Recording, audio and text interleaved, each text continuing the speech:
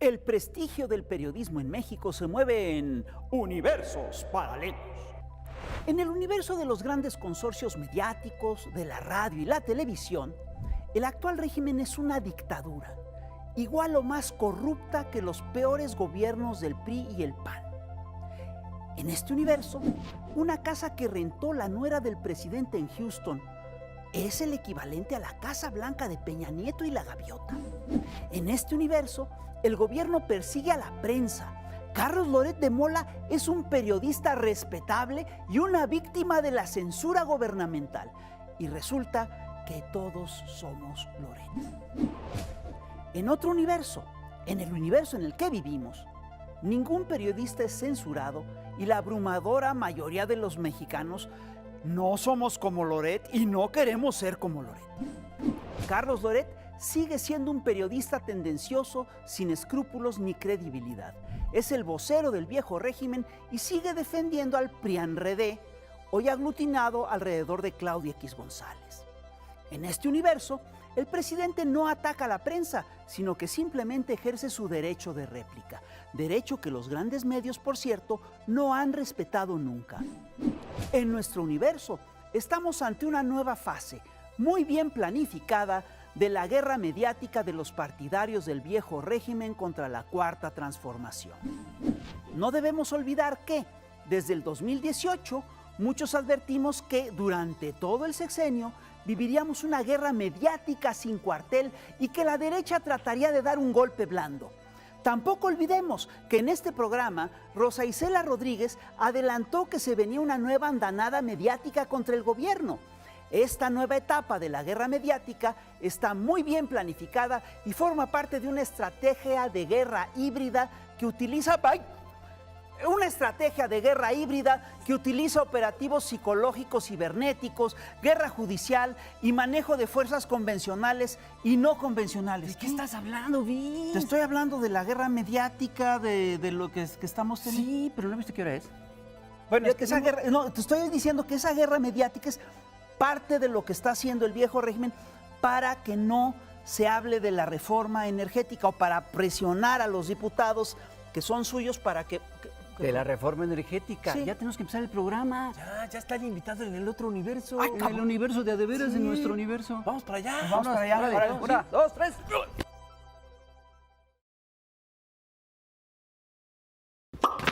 ¡Ay, Ángel Valderas! Perdón por el retraso, pero estamos en un universo paralelo. Disculpa. Pena, perdón, pero bienvenido a la verlo. Ya Qué bueno llegaste. que estás con nosotros. Bueno, gracias a me despertaron. Ángela, Oye, bienvenidísimo. fíjate, nosotros estamos pensando que sí debe haber una relación entre toda esta campaña mediática que se está dando, que es una embestida seria. Embestida, sí. Es una embestida seria contra el gobierno y pues, la reforma eléctrica. Yo sí creo que hay una relación entre las dos cosas. Esta campaña es un poquito para contrarrestar la movilización, supongo yo. De la reforma eléctrica. Y tú estuviste con nosotros en octubre del año pasado, hace muy poco tiempo. Sí. Hicimos un programa contigo que más fue un exitazo. Sí. ¿No? Y pues por eso te quisimos volver a invitar, para ver qué ha pasado en estos 4 meses y ahora que estamos ya en la antesala, pues, y estamos en plena discusión de lo que es la reforma eléctrica. ¿Qué ha pasado y qué viene? En inmediato? 4 meses de lo que platicamos aquí, Ujú. ¿no? Gracias por la invitación. Pues hemos visto el Parlamento abierto, hemos visto el debate, lo que dice un amigo mío, los patos sacaron las cabezas y lo hemos visto en el Parlamento abierto. Los patos sacaron las cabezas. La gente que redactó la reforma energética de 2013 hoy tiene que dar la cara. Claro. Gente que estuvo en la CRE, Comisión Reguladora de Energía, con Felipe Calderón o con Enrique Peña Nieto, hoy tienen que salir a dar la cara. Así, caso emblemático, el exrector de la UNAM, Francisco Barnés de Castro, que se presenta a hablar en contra de la reforma, pero no nos dice que fue miembro de la CRE. Y entonces exfuncionarios de CENER, exfuncionarios de Comisión Federal de Electricidad, de los últimos 3 sexenios, hay uno que fue director de Comisión Federal, que incluso viene colaborando desde Miguel de la Madrid, colaboró con de la Madrid, con Salinas, con Zedillo, con Fox, con Calderón y con Peña Nieto, y viene a hablar en contra de la reforma, habiendo sido 6 años director de Comisión Federal, que entonces uno entiende por qué hicieron tanto desastre. Con este pensamiento y este molde neoliberal es como manejaron la energía en este país. Y lo que pregunta Rafael, a mí no me sorprende la escalada mediática si conocemos el modelo de negocios del oligopolio español que ya tiene metido fondos de inversión internacionales, pero que estas 3 empresas que dominan el 90% de la energía eléctrica en España, Iberdrola, Naturgy, que por cierto me dicen que tiene el monopolio de gas aquí en la Ciudad de México, Naturgy.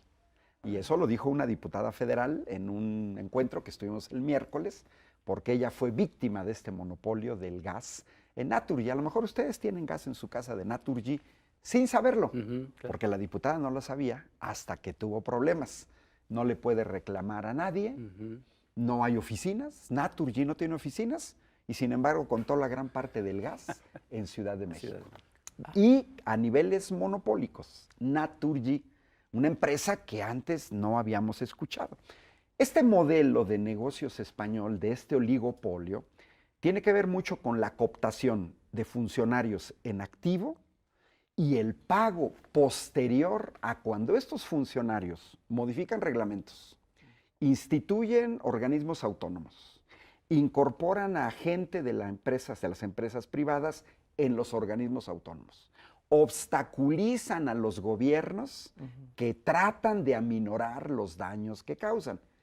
Traen como mecate de cochino a Pedro Sánchez y a la coalición PSOE Unidos Podemos en España, y lo hemos visto aquí en México, lo dijo la secretaria de Energía, Rocío Nale, más de 1000 amparos sobre la ley de la industria eléctrica, aprobada por el Congreso a principios del año pasado, y su modelo de negocios es esto: yo coopto a un jefe de Estado, a un secretario de Energía, ahí está Felipe Calderón, a un expresidente, Ernesto Zedillo, en otro ámbito, en ferrocarriles, en Procter & Gamble, Felipe Calderón con Iberdrola, Georgina, que es el secretario de Energía, con Iberdrola, directores de Comisión Federal que hoy trabajan para empresas, disque de energías limpias. Entonces, tienen este mecanismo, este es su modelo de negocios, que también explica por qué estas empresas, por ejemplo, no pueden competir en Francia o en Alemania o en otros países porque no se les permite eso. Y tienen su otro brazo, el brazo mediático. En España, el grupo Prisa, por ejemplo, que antes editaba El País, que era considerado un medio de izquierda, todos estos medios lanzan permanentemente campañas mediáticas en contra de legisladores, en contra de políticos, en contra de presidentes de un país elegidos de manera democrática, para aprobar sus reformas. Yo creo que si hay un canal directo, yo estoy convencido que la reciente campaña mediática iniciada con este escándalo un poco de Loret, que no todos somos Loret, porque yo no gano 35 millones de pesos. No, yo tampoco, yo tampoco. Ni No, armas ustedes sí, aquí en el Chamuco me imagino que sí. Nada, ni armas montajes. 20 millones, No, hombre. 20. O sea, Haz bien tus investigaciones. es que no hacen bien sus montajes. Yo tengo otros datos. Nosotros tenemos otros datos. El problema es que ustedes hacen mal sus montajes. Loret no hace hacemos bien los montajes de entrada. Mejor dicho. No hacen montajes. Entonces viene por ahí. Yo sí veo un canal directo porque es como una especie de campaña de ablandamiento. La hemos visto en Sudamérica, pero no solo en Sudamérica. Miren, ahorita, por ejemplo, estos grupos premian, había un político en España, esto lo denuncia Juan Carlos Monedero, en una entrevista que acabo de ver en La Semana con los periodistas, con Alejandro Delgado y Páez Varela. No, está bien, Alejandro Delgado. Ya los dos en uno. Ándale, Álvaro Delgado y Alejandro Páez Varela. Y Juan Carlos Monedero señala, dice, es que uno de los políticos más agresivos que insulta permanentemente al gobierno, Pax, que lo acaba de contratar Iberdrola y gente del sector energético. Es un canal directo porque ese es el modelo de negocios. Primero, es su modelo de negocios con gobiernos como entreguistas como Peña Nieto y Felipe Calderón, es la cooptación, es el aceitar una maquinaria, es estos maletines que ni siquiera es metáfora. Sí, no, Ahí está la tal cual. grabación del asistente del senador, exgobernador de mi estado, Querétaro, Francisco Domínguez, que aprobó la reforma energética cuando era senador. Están los boletines, está el caso de Loesa, está el caso de Odebrecht. Entonces, cuando tienen gobiernos entreguistas, pues lo único que hacen es cooptar, sobornar los moches. Y luego les dan un premio durante algunos años, simplemente te contrato, ¿no? Rapé, por ejemplo, lo contratamos como asesor para que vaya a extraer petróleo en aguas profundas. Se le ve en la cara que no sabe nada de petróleo en aguas profundas, pero es lo de menos. Lo importante es que haya sido funcionario de Pemex, que durante su encargo me haya dado un contrato, sí. me haya modificado un pequeño reglamento, me haya abierto unas puertas traseras. Ahí te va tu premio. Exacto. Porque ellos tienen equipos de abogados O que haya sido especializados. legislador y haya... Mira, tan fácil, se los voy a decir, ni siquiera México, la Deutsche Welle. Hay un documental de 1 hora muy interesante sobre los sobornos de las grandes empresas. El mecanismo queda develado en ese documental. Grandes empresas contratan a grandes equipos de abogados especializados en donde ver hay una lagunita de ley para que ahí entre mi contrato, para que ahí entre mi empresa. Eso es lo mismo que se hace en México. Ellos diseñaron la reforma energética, ellos diseñaron las leyes secundarias, la ley de la industria eléctrica. Ellos pusieron las lagunas. Ellos pusieron las lagunas y entonces te dicen a ti, Hernández, mira, la lagunita está aquí. Y entonces te vas a ir a amparar con el juez. El juez ya va a tener el amparo desde antes y simplemente tú vas a utilizar esta lagunita. Y en el caso de Alemania, es evidente, se escandalizan de que han contratado a magistrados o a ex magistrados, altos magistrados, que son los que son expertos en las lagunas. No, está súper bien preparado, como este programa. Exactamente, porque vamos a tener otra lagunita, que es la de los comerciales, y vamos a ver a la vamos maestra a Chamuca. Cintia Bolia. Vamos con la Chamuca. Y regresamos, no se vayan.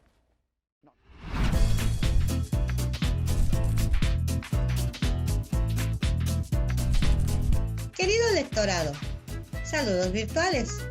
Hoy vamos a admirar el excelente trabajo de mi querida Marilena Nardi, gran artista italiana nacida en 1966. Ella es dibujante, ilustradora y profesora en la Academia de Bellas Artes de Venecia, ciudad en la que reside. Marilena firma con su apellido, Nardi, y nos cuenta que ve su profesión un poco anómala, pues se mueve entre el periodismo, la sátira y la poesía. Ha elegido su camino de manera gradual. Lo único que tenía claro era la necesidad de no depender de nadie y ganar su libertad. Ha publicado sus trabajos en múltiples medios, como Corriere della Sera, L'Antitempo y Il Fatto Quotidiano. Recientemente, en Cine Madame, el semanal Left, las revistas francesas Espoir y Celium y Herbache en línea. Desde el 2020 colabora con el periódico Domani. Nardi es miembro de Cartooning for Peace, United Sketches, France Cartoon y Cartoon Movement. Además, es miembro activo del Consejo Científico de Libre Expresión, LIBEX. El cartón editorial le permite opinar sobre temas políticos y de actualidad. Con la docencia comparte su experiencia con las nuevas generaciones y ayuda a formar su conciencia crítica. Ella se declara encantada tanto con la docencia como con el cartón editorial, dos profesiones a las que dedica la misma importancia y que la complementan. El trabajo de Nardi ha recibido numerosos premios internacionales, entre ellos el primer premio al World Press Freedom Cartoon de Ottawa en 2011. El premio Forte dei Marmi de sátira política en 2013. En 2018 es la primera mujer cartonista en ganar el World Press Cartoon de Portugal con un cartón sobre la libertad de expresión. En 2021 repite como primera mujer cartonista en ganar el primer premio del Eurocartonale de Bélgica, concurso con 40 años de historia. Ella nos dice tratar de dar voz de forma gráfica a quienes no la tienen. de hacer bien su trabajo y con honestidad como único objetivo. Cuando no dibuja sátira estrictamente política, trata temas sociales como la defensa de los derechos de la mujer, pues le interesa dibujar para combatir la violencia, contra la discriminación de género, por los derechos de los niños, los exiliados, los más vulnerables, por el derecho al trabajo y la libertad de expresión. Gracias, querida Marilena Nardi, por compartir tu hermosa obra con Chamuco TV.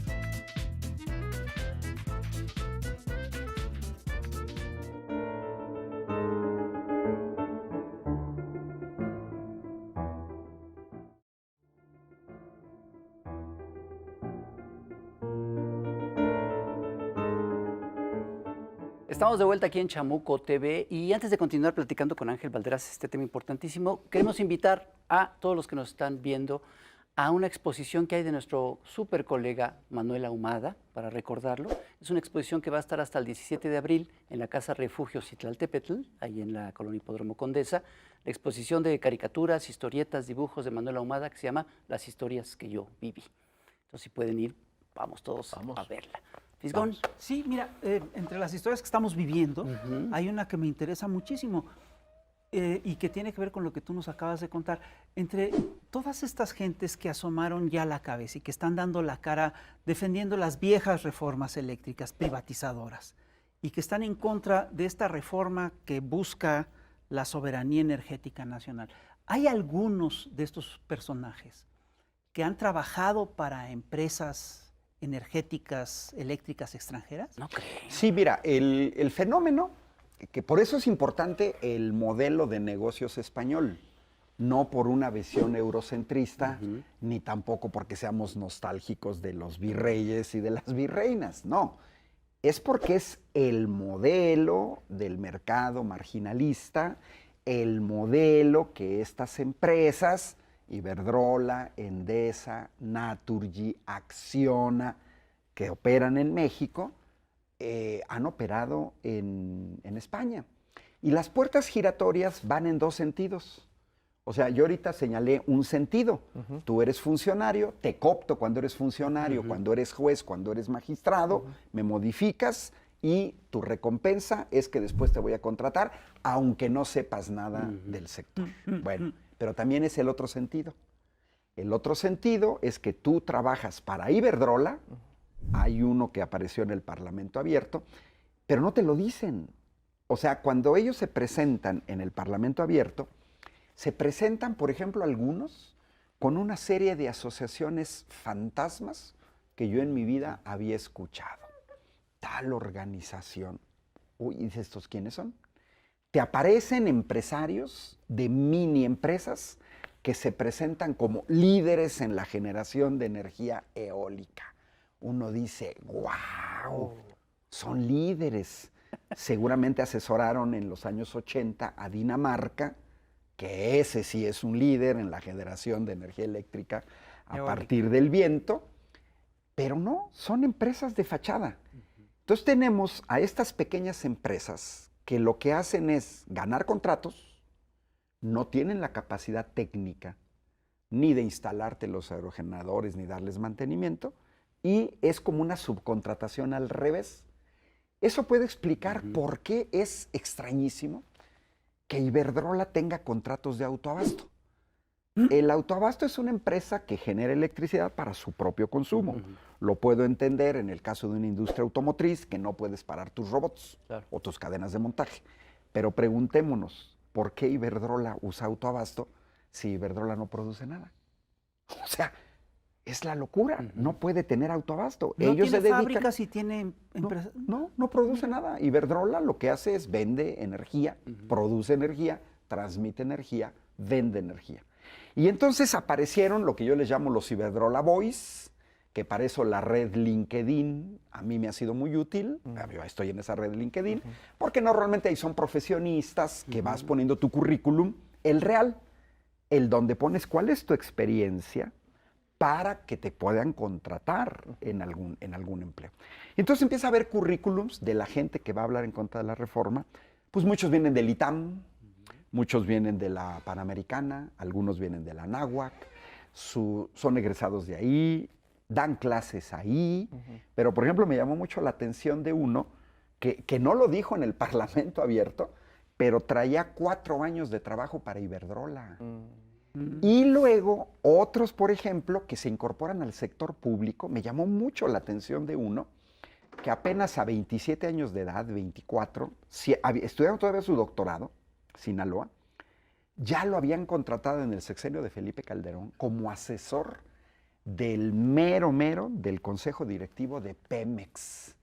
Y entonces yo me pregunto, alguien de 24 años de edad que apenas se está formando, ¿qué tipo de asesor puede ser de Pemex? Está aportando toda su experiencia. Lo estás juveneando, ¿eh? Y algunos, mira, y algunos de los patos que sacaron la cabeza son aquellos que se atrevieron a decir que fueron redactores de la reforma energética de 2013, que ustedes recordarán, al contrario de este estudio, era al revés, fue oscurísima. Sí, claro. Negra, hoy sí me viene de negro, negro, porque no sabíamos de estos personajes. Hoy en día va quedando muy claro quiénes van a hablar a favor, quiénes van a hablar en contra. Y de los que van a hablar a favor de la iniciativa, lógicamente, funcionarios de Pemex, van a hablar académicos que han estudiado muy bien estos fenómenos, como Guadalupe Correa, desde Texas, este fenómeno de las puertas giratorias. ¿Vas a hablar tú? Va gente, no, yo no, fíjate que no está previsto.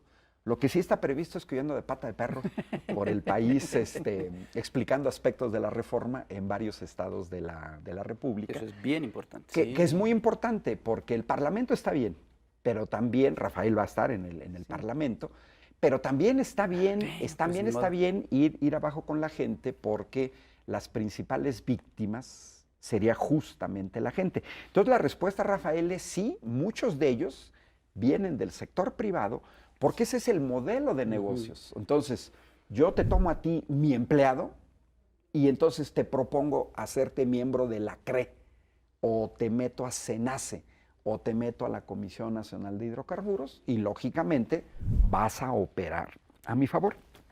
Entonces, es ida y venida a las puertas giratorias. Oye, un tema que es crucial, el tema de las energías limpias, que es la base de la narrativa de estar hecha, que habla de que esta reforma es la ley Combustóleo, que es la ley Chapopote y todo eso. Una de las cosas que hemos visto es que en el Parlamento se ha desmontado, se ha demostrado que esa narrativa es falsa. Que no son nada limpios. Totalmente, porque mira, los números no les dan, sus datos no les dan. Para mí una de las grandes sorpresas muy reciente del Parlamento Abierto es cuando se presenta un representante de la Asociación Mexicana de Energía. En octubre yo no toqué ese tema porque yo nunca la había oído hablar. Hice un ejercicio con mis jóvenes estudiantes de ingeniería, que les mando un saludo, y a las jóvenes estudiantes de ingeniería, porque les dije, a ver, chavos, lenguaje, academia, Asociación Mexicana de Ingeniería, ¿qué les dice? 3 palabras. No, pues Asociación de Empresarios, profe, sí. ¿Qué más? Se dedican a la energía, sí. ¿Qué más? No, pues ya nada más. No, les faltó la palabra del medio. Mexicana. ¿Qué dice? Mexicana. Bueno, pues les voy a mostrar quiénes. 17 empresas, de las cuales 15 son extranjeras y 2 son extranjeras. Ok. Y de las 2 mexicanas, y 2 son mexicanas. 2 son mexicanas. 2 mexicanas. Ajá. Y 15 extranjeras. 15 extranjeras. 15 extranjeras. Ok. Les apuesto que nunca han oído hablar de una empresa que se llama EVM. No. Ahí está. Pero sí han oído hablar de Iberdrola, Sí. se han oído hablar de Sempra, sí han oído hablar de Enel, de Naturgy, porque con sus propios datos, cuando uno ingresa ahí, uno observa que Iberdrola dice en su propio portal, dice que tiene 24 plantas de generación, de las cuales solamente 6 son eólicas y 2 fotovoltaicas. Dices, ah, caray, 24, 8. La maestra Lupita me enseñó que 8 por tercera 3, parte. los que nos acordamos todavía de la tabla del 3 o la Yo tabla no. del 8, Yo no. al fin que el producto es conmutativo, ¿no?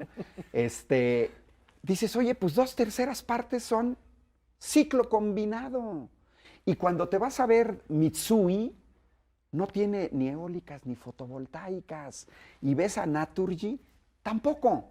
Y entonces te dicen, mira, nosotros tenemos una capacidad instalada de 25.440 megavatios. Ya hasta lo memoricé el dato. Y cuando vas a ver a esta mini empresa mexicana que está ahí, tiene una capacidad instalada de 100 megavatios. Es decir, un triste 0.4%. Y el comité directivo, la presidencia extranjeros, vicepresidencia extranjeros, de 15 consejerías, 13 son extranjeros. Y entonces, ¿qué sucede con esto? Que con este discurso de las energías limpias, en realidad con sus propios datos, con ellos mismos en su carta de presentación, te dicen, yo tengo plantas de ciclo combinado que usan gas, Ojo, y que que usan además vapor de agua. la energía eléctrica que producen esas plantas de ciclo combinados se tiene que surtir antes que la de las hidroeléctricas. Es correcto. claro. Porque les dieron ventaja en el despacho. Y entonces viene un contrasentido.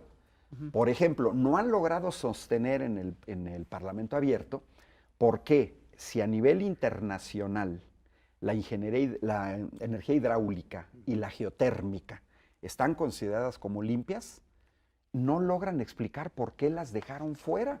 ¿Por qué hay certificados de energía limpia nada más para la eólica y para la solar? Que pues la eficiencia de la solar, 20%, eólica, 30%, jamás te van a poder sustituir. En ningún país del mundo te van a poder dar la energía con esos solos dos tipos de energía. No se puede, técnicamente no se puede. De 24 horas al día, en 365 días al año, de energía solar puedes nada más generar 5 horas. Y eólica, 7 horas y párenle de contar. Tienen que entrar las plantas de Comisión Federal de Electricidad a dar ese respaldo.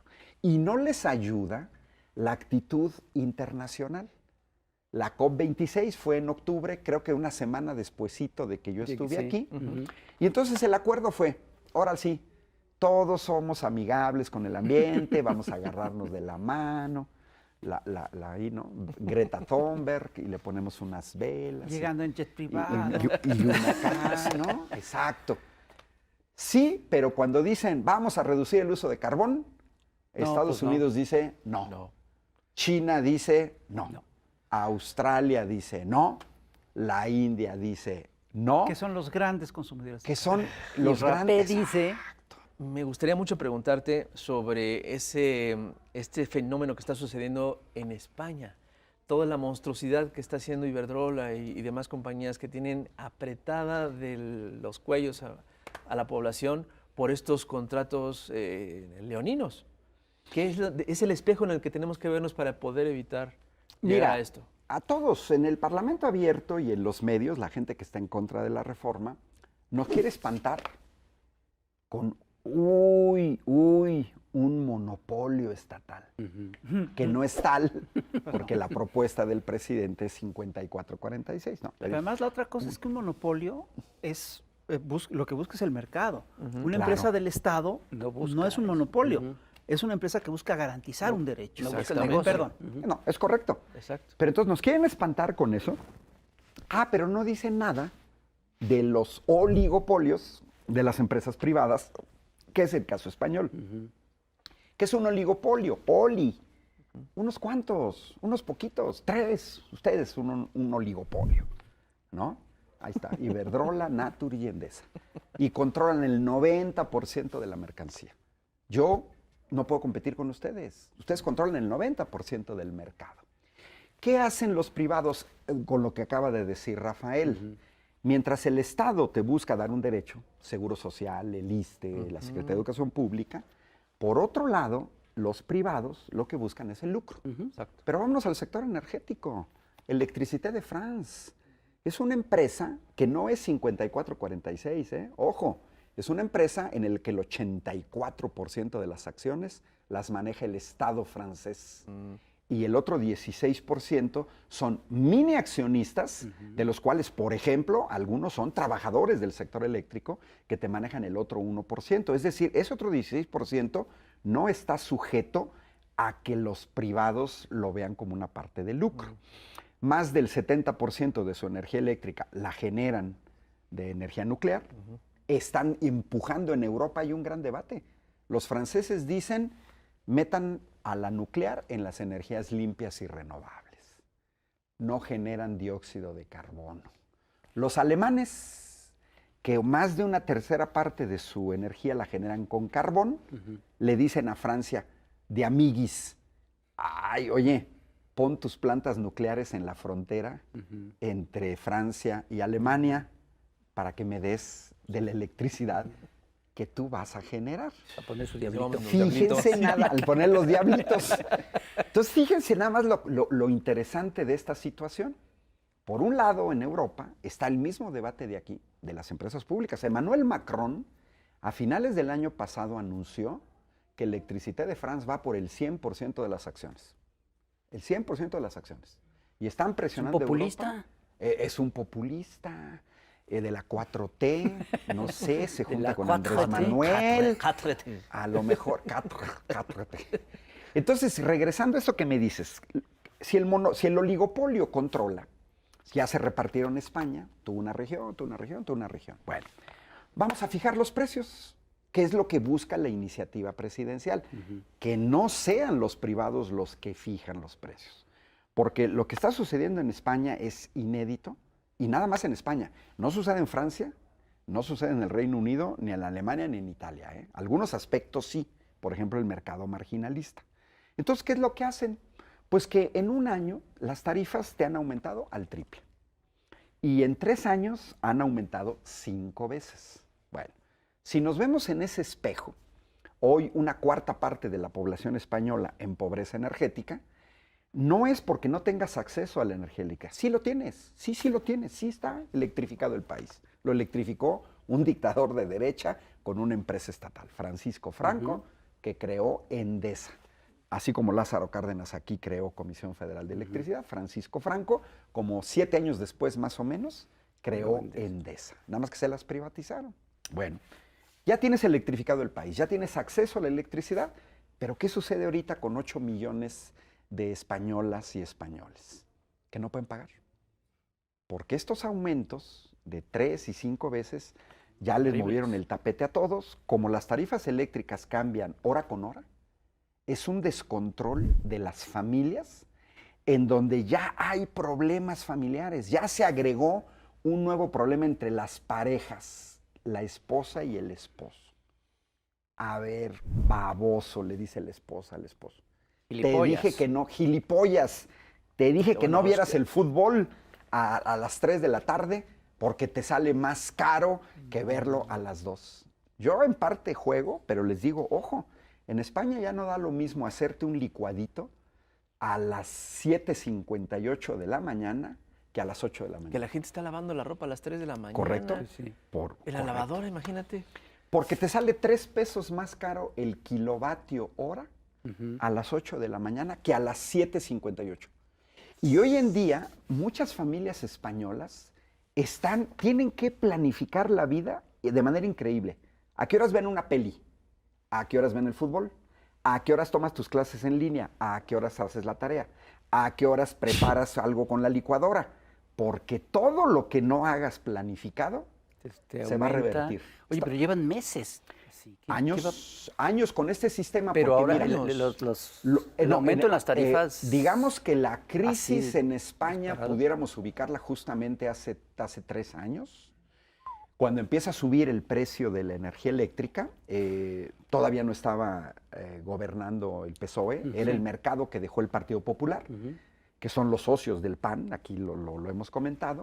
Entonces, con este mercado del aumento de tarifas, no se entiende. Por un lado, nos dicen los españoles que son líderes en la generación de energía eólica. Tienen embalses, tienen centrales nucleares. Uno podría pensar que en España, si dicen ellos, ¿qué nos dicen aquí en México?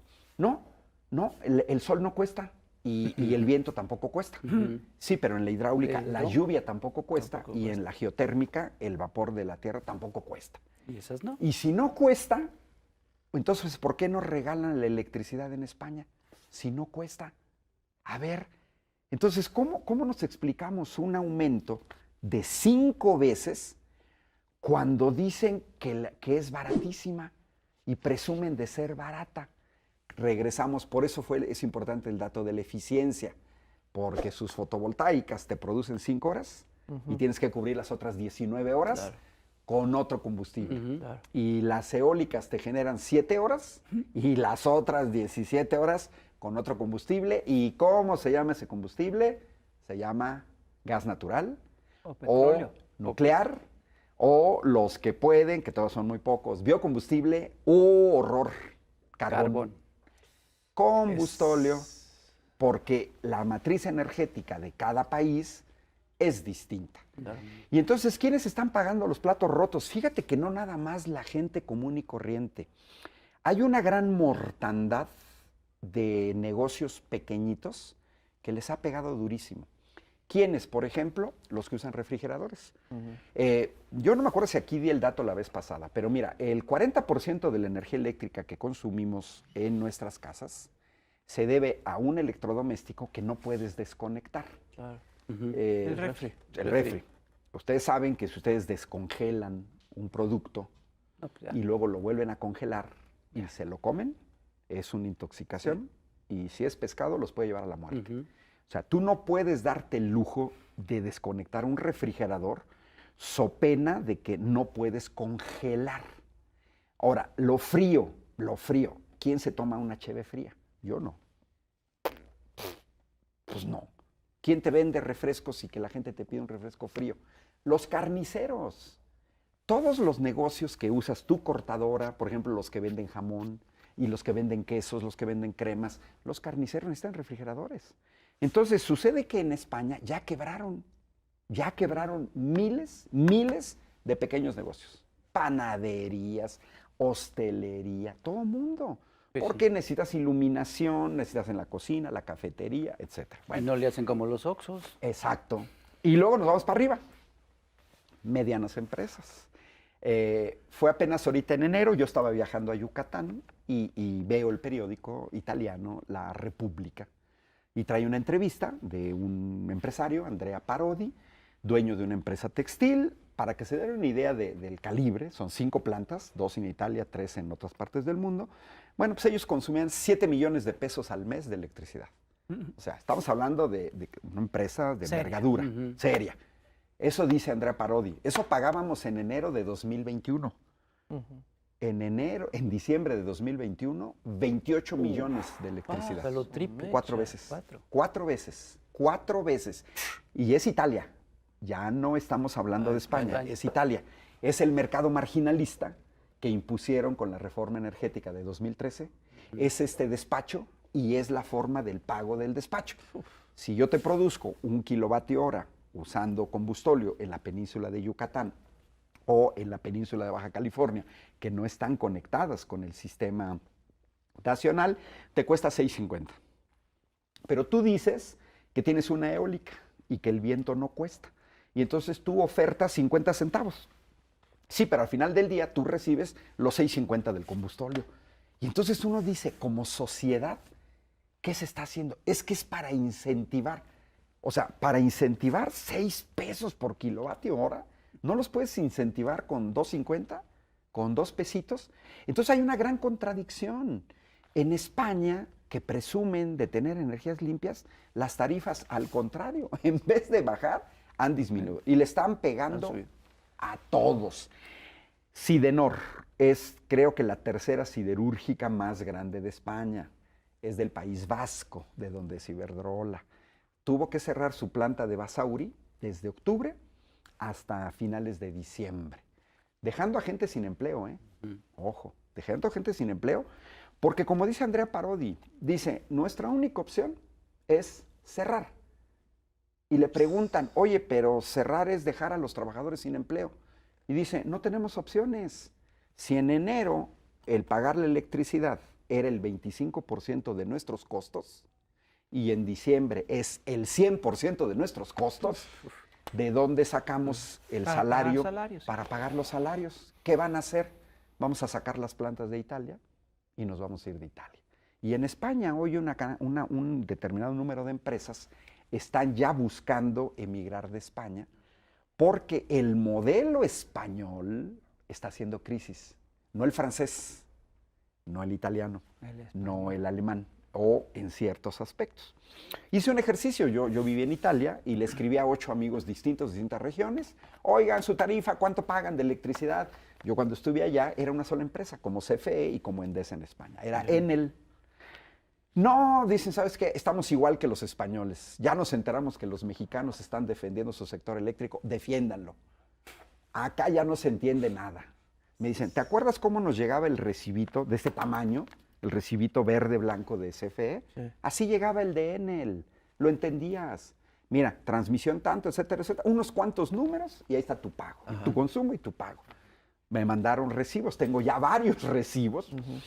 Mira, los ves así, como pantalla de Matrix. Y ya ¿no? Creció a 5 páginas el recibo de energía eléctrica, con una serie de columnas que te dicen fase 1, fase 2, fase 3. Este porcentaje de electricidad lo recibiste del nuclear. Esto de la hidráulica, esto de una eólica que está quién sabe acá, esto de una quién sabe qué, no entiendes nada.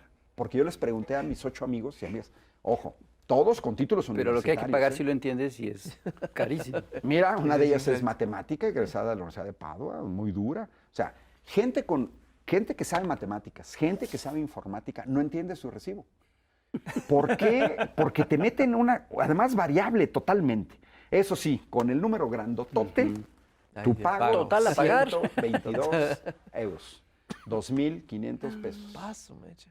Cuando antes pagaban 400, 500, 600, porque además los consumos no se crean que son hiperconsumos, no. Este caso de 2.500, un departamento con 2 recámaras, o sea, sin excesos ni nada, una persona sola viviendo ahí. Ah, caray. Sí, porque muchos de los recibos que me mandaron son de gente que vive sola, gente de la tercera edad, que lo siguen por los servicios sociales. Claro. Entonces me mandaron los recibos y me dicen, mira, date una idea de cuánto está pagando una persona sola, 2.500 pesos. Ese es el mercado marginalista que también dejaron ahí. Entonces, vámonos ahora sí a la tragedia real.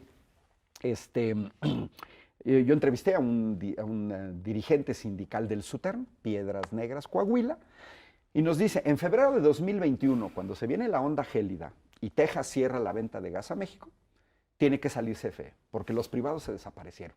Y esto lo dijo también un dirigente sindical, estuve en Monterrey, de la sección del SUTERN, de ahí de Cadereyta, Nuevo León.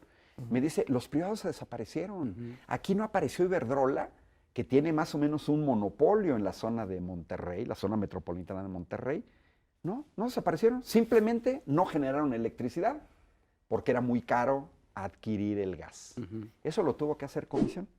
Pero dice este dirigente sindical, apenas fue esta semana, trabajando con 14 grados bajo cero, trabajadores de CFE, con la nieve hasta las rodillas y preocupados de sus familias en sus casas, sin energía eléctrica, sin luz, sin calefacción y sin comunicaciones.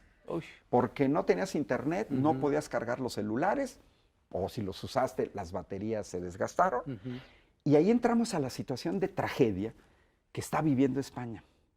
Niños y niñas, lógicamente, no todos, estamos hablando de los 8 millones que están en pobreza energética y a diferentes grados, niños y niñas que tienen que tomar clases en línea sentados en la banqueta afuera de un hotel o de un restaurante para robarse la señal de Wi-Fi.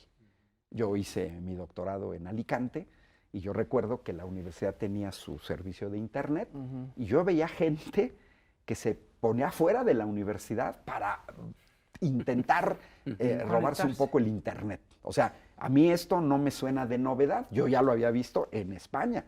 Porque están exagerando. No, esa crónica la hizo el corresponsal en Madrid de La Jornada, que es el que describe. Pero hace poco ha habido varias entrevistas con Juan Carlos Monedero, que ustedes trajeron aquí, y que acaba de señalar de gente de la tercera edad que muere quemada, que muere intoxicada. Sí, por hacer fogatas, por calentarse con fuego, con hornillas, ¿no? Pues, se calientan con hornillas, que es con el fuego directo o con carbón, te intoxicas y ya no amaneces. Claro. Pero ¿cuál es el origen? Estás tratando de defenderte de la hipotermia. Claro. Esto que señalas tú es real, no es una metáfora de que la gente se levanta a las 3 de la mañana a lavar. ¿Por qué?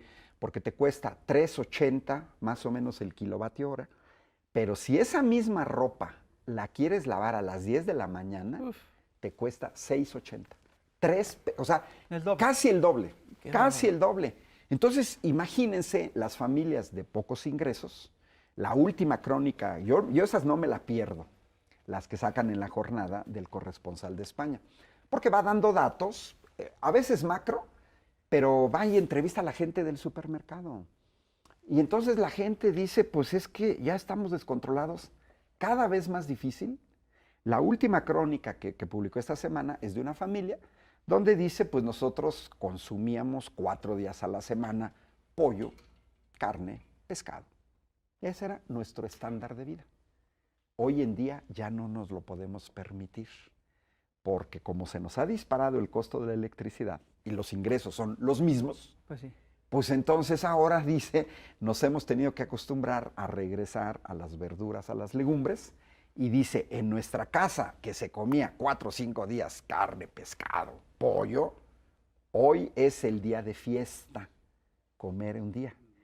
Estamos hablando de un retroceso en el acceso a la energía eléctrica, derivados de estos mercados que lo único que buscan es el lucro excesivo. Que ese es el espejo en el cual podemos vernos.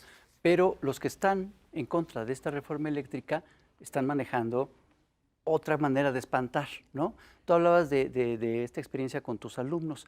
Hace unos días un compañero nos platicaba, él da clases en el ITAM, y les preguntó a sus alumnos que cómo veían la reforma eléctrica, qué les parecía, y ellos decían, no, pues es que contamina, va a contaminar.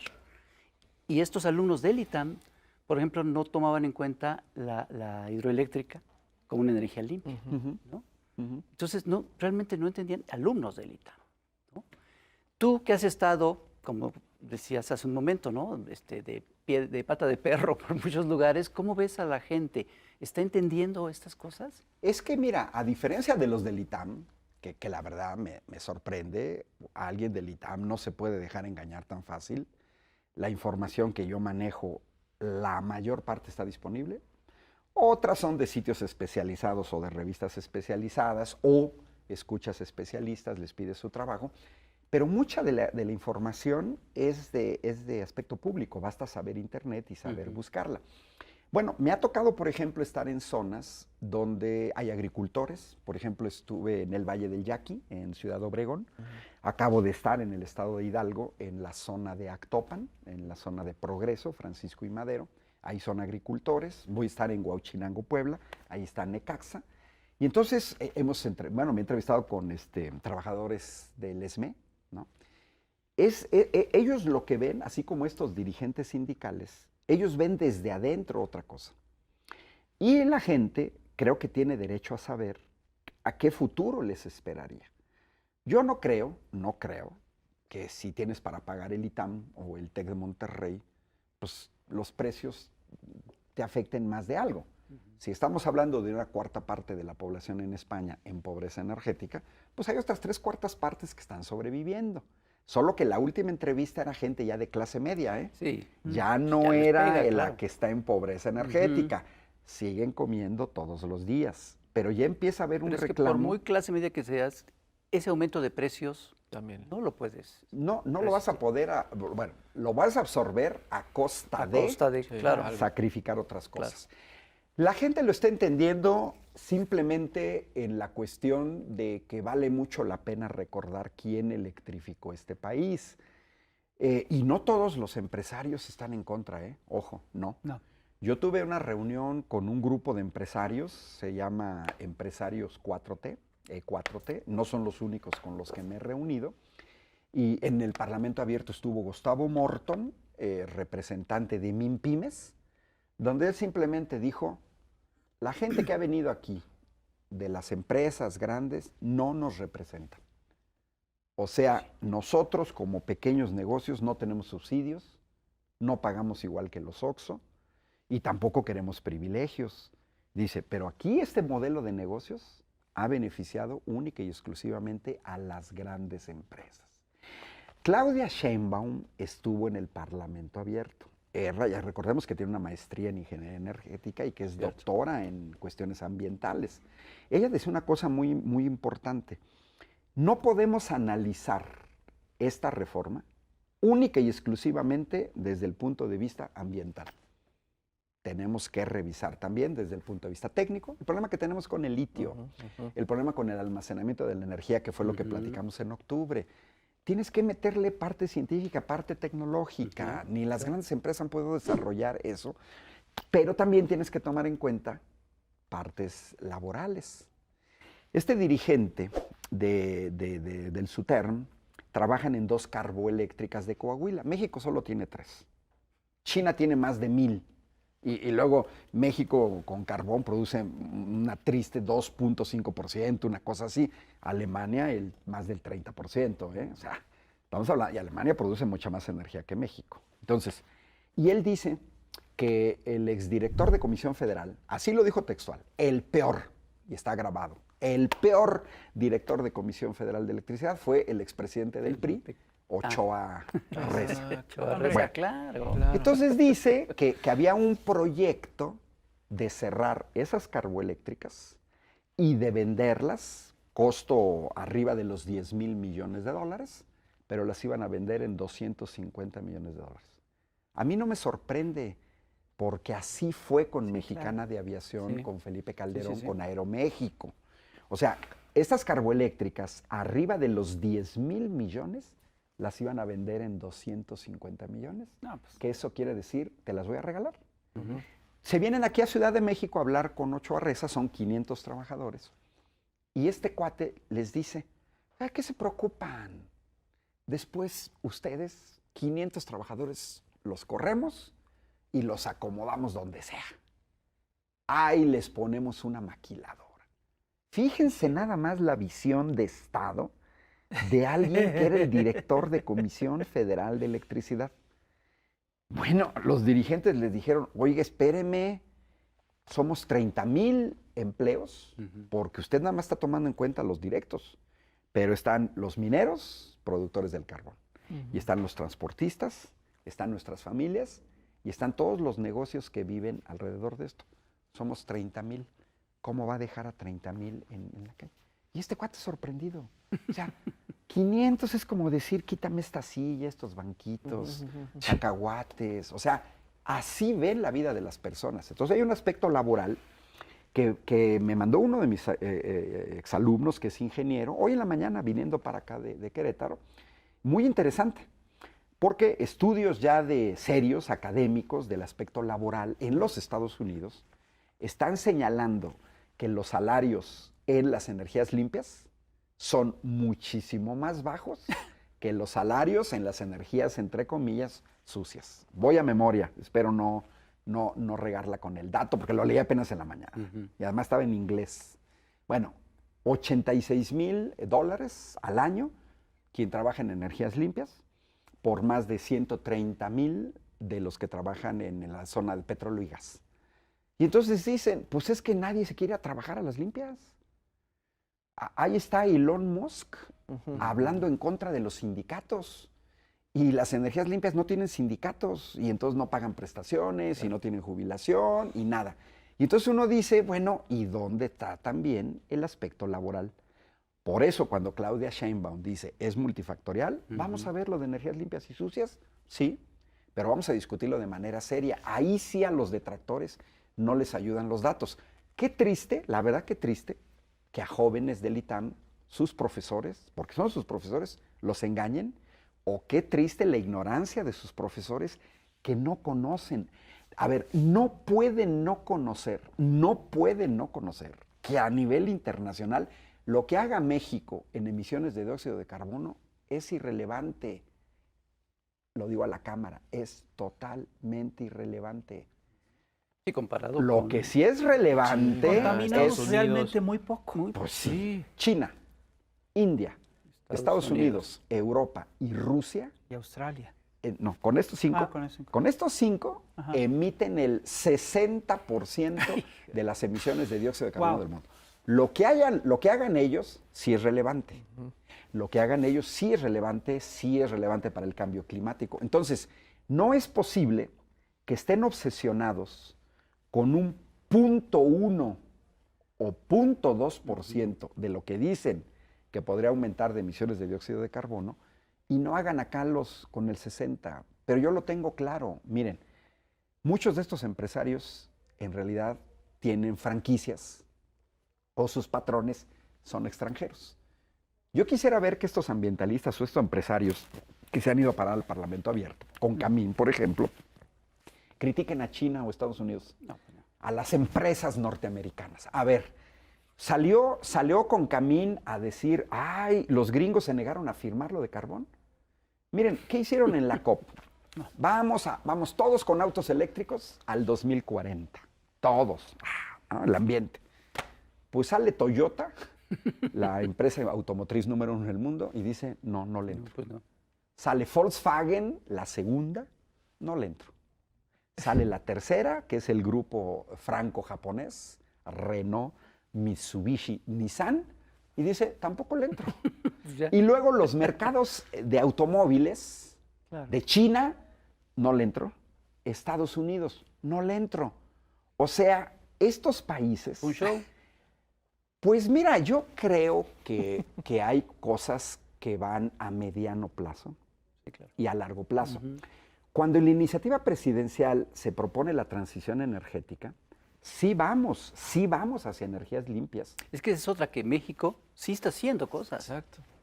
México sí está haciendo. O sea, dices, es irrelevante, pero yo no creo que sea irrelevante, es mucho menor, pero no deja de ser importante. Es infinitamente menor. Infinitamente menor, y además están haciendo cosas. Sí, pero además lo que propone la iniciativa es que la transición la maneje el Estado, no los privados. Por eso muy importante que la gente entienda quién electrificó este país.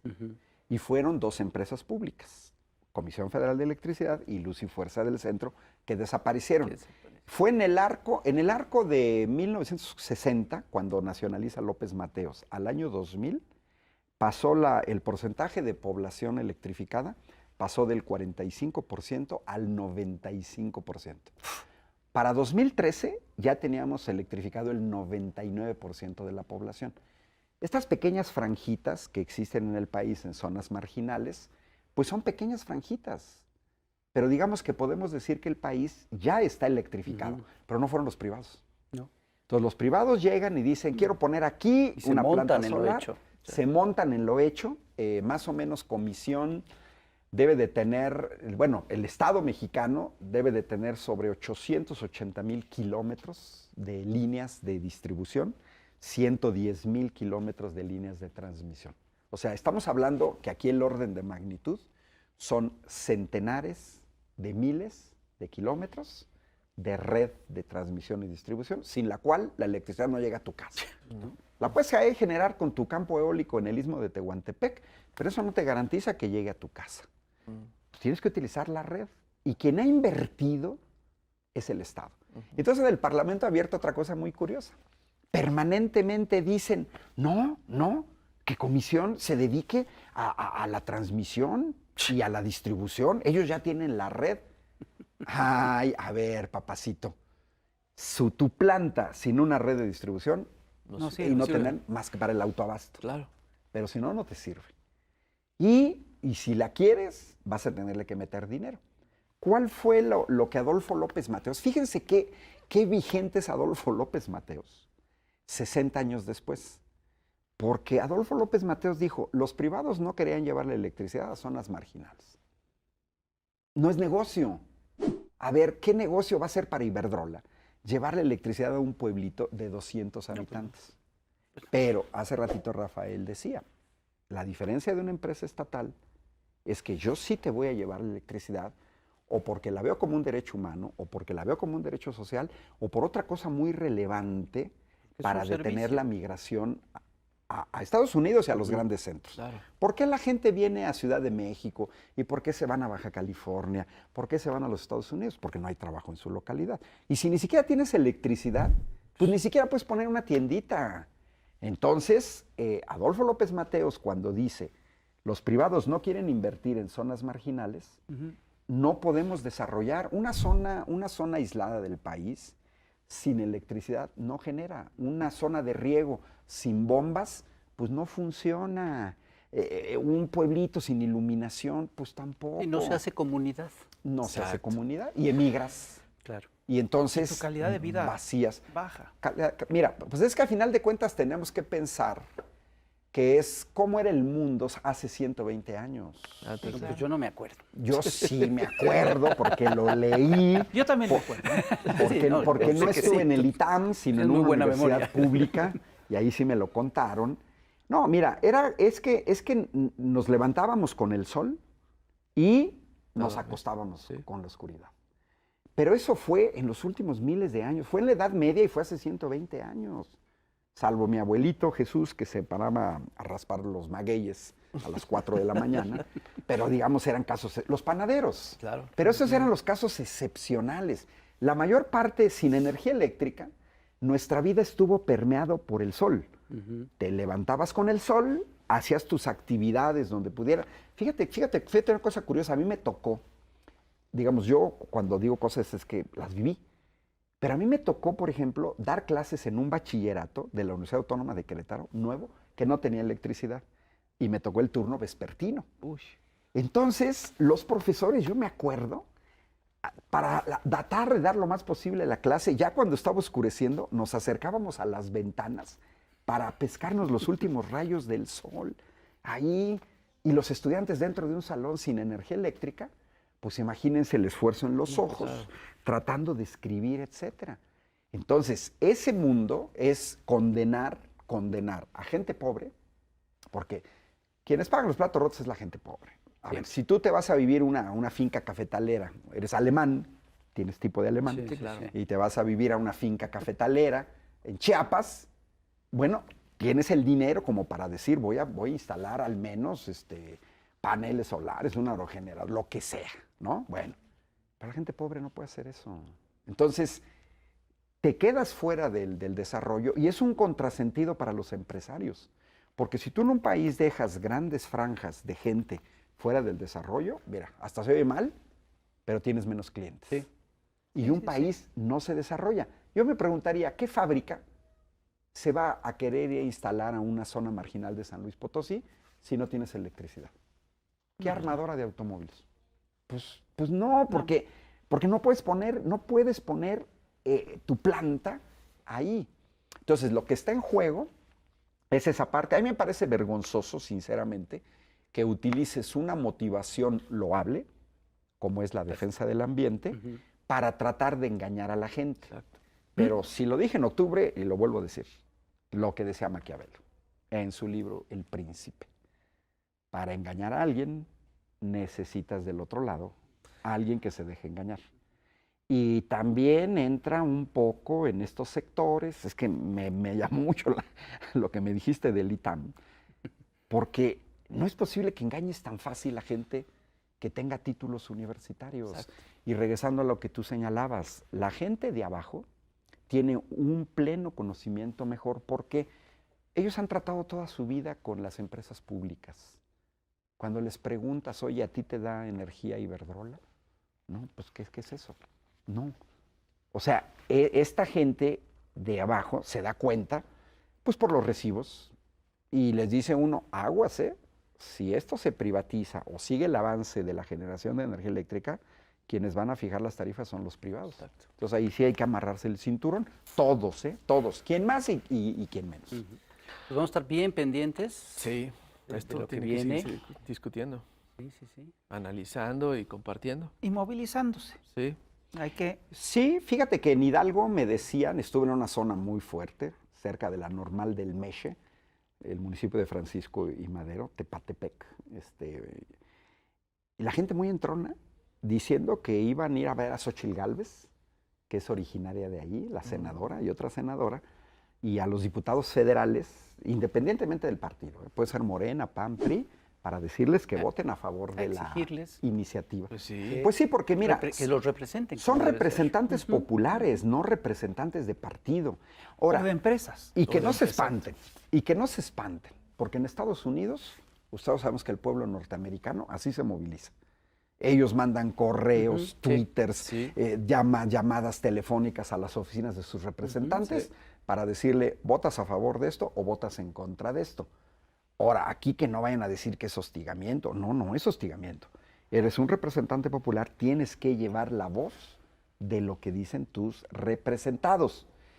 Creo que cuando se vote, cuando se discuta, va a ser relevante incluso, pues ahora sí dar a conocer ampliamente los nombres de los que están votando en contra de esta iniciativa nacionalista y que quede registrado en la historia quiénes con nombre y apellido votaron a favor de las empresas extranjeras.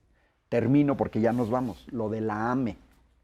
Es evidencia. O sea, esto abría el debate de estas asociaciones que claramente te dicen, son extranjeros. Fíjate que en el Parlamento Abierto yo he observado una cosa. No, es que las inversiones, no, es que los privados, pero nunca dicen nombres, ni montos, ni de dinero invertido, ni de capacidad de generación de energía eléctrica.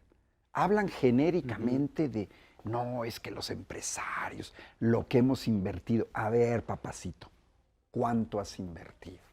¿Dónde están tus plantas de generación? ¿Qué tipo de generación? Órale, ¿y cuánto estás generando? Porque si me vienes a presumir de 100 megavatios de 25,400, no, por favor, o sea, no, es una vacilada. Ay, pues lo que no fue una vacilada fue este programa, porque vaya que buenísimo. Sí, sí, una sí. vez más nos has iluminado. Y vamos a seguir pendientes de esto. Igual hasta te volvemos a invitar en una vez. ¿Sí? Ya, cuando termine el Parlamento, venimos Ándale. a ver ahí. Si no, golpean al fisgón, ahora que vaya para allá. No. Los de la Concamino, los Ay, Dios. diputados del PAN. Pues muchas gracias por habernos invitado y qué bueno, ojalá era para que la gente pues se eleve la calidad del debate, Pues sí, tengamos exacto. información. Es la defensa del sector energético nacional. Y eso Es la es defensa de la soberanía. sobrevivencia para un país. Y una Es Exactamente. correcto. Y la resistencia ante la pobreza eléctrica. Es correcto. Pues muchas gracias, en verdad, Ángel. Gracias a Gracias, ustedes, Ángel. saludos cordiales. Igualmente. Muchas Hasta gracias. luego. Y Señoras y señores, Y gracias a los que nos siguieron en YouTube. compartan este programa que ya sabe que se pone buenísimo. nos vemos. Cuídense mucho, nos vemos a la próxima.